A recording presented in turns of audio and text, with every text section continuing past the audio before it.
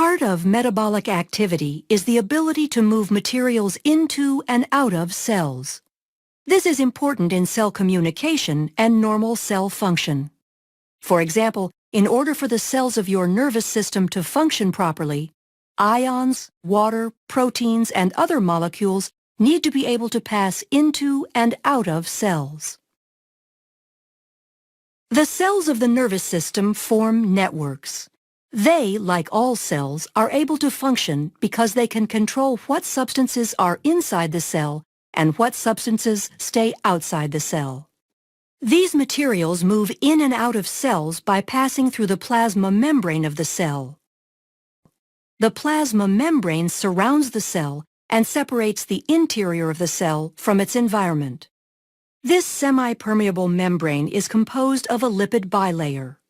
Phospholipids make up a large part of the membrane and form a bilayer. The structure of the bilayer is due to the tail-to-tail packing of the nonpolar hydrophobic tails, composed of two fatty acid chains, and the polar hydrophilic heads, composed of glycerol and phosphorylated alcohol. The lipid bilayer is 5 to 10 nanometers thick and is embedded with proteins. Some cell membranes also contain cholesterol.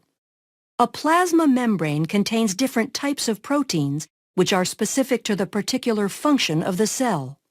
These proteins also enable the cell to interact with its environment.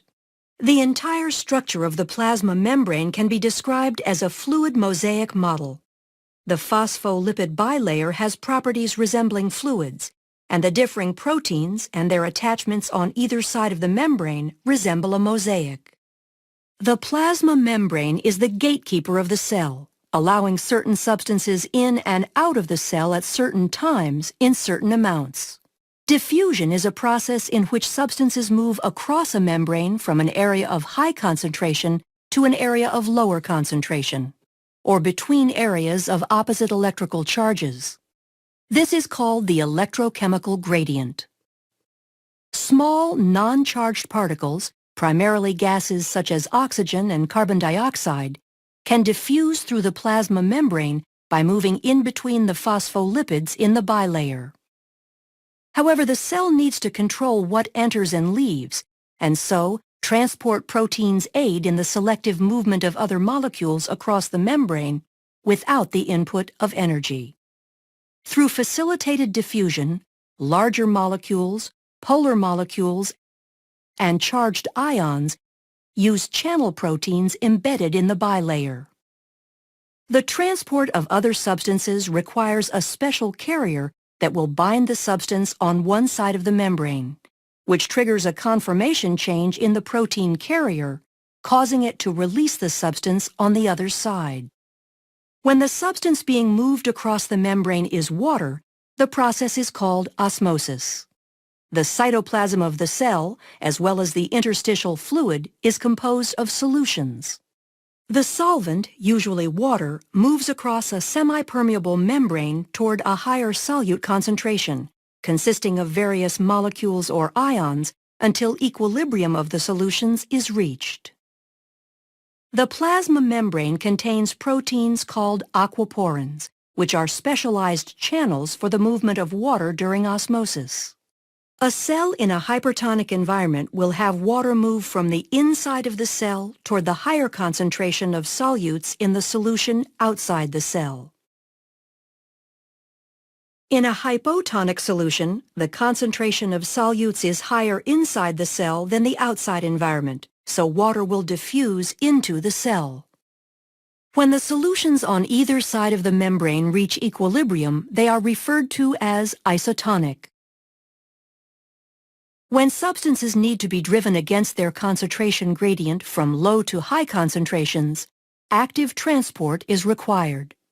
This process uses energy to move a substance across the membrane using selective protein carriers. The sodium-potassium pump is a specialized membrane protein carrier, common in most animal cells, that moves sodium and potassium ions across the plasma membrane.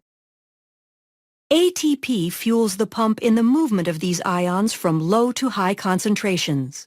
moving sodium ions outside of the cell where they become concentrated and bringing potassium ions into the cell where their concentration is higher relative to the outside.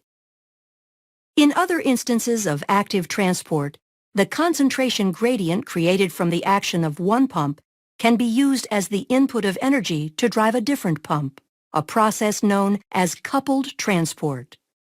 The large concentration gradient of sodium ions is used to bring glucose into the cell against its concentration gradient. The plasma membrane, with its lipid bilayer and various embedded proteins, provides a barrier between the internal cellular environment and the environment surrounding the cell. The structure and function of the plasma membrane, coupled with the processes of moving materials into and out of cells, allow for the metabolic action cells need to function, as well as for the continuation of life.